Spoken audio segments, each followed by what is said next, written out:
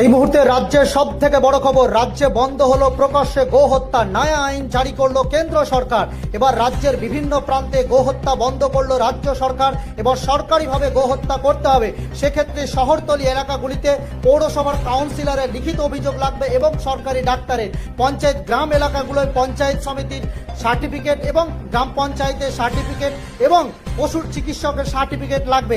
সরকারি জায়গায় গো হত্যা করতে পারবে এবং লাইসেন্স প্রাপ্ত ন্যূনতম বয়স 14 বছর হতে হবে। একটি গরু, মোষ, ষাঁড় এবং বাছুরের ক্ষেত্রে সেটি উপযুক্ত আদৌ কিনা হত্যা করার ক্ষেত্রে তার ট্রিটমেন্ট করে দেখবে সরকারের তরফ থেকে। গো হত্যায় নয়া আইন জারি করলো রাজ্য সরকার। এই আইন না মানলে 6 মাসের জেল এবং জরিমানা হতে পারে, এমনই নির্দেশিকা জারি করলো কেন্দ্র সরকার।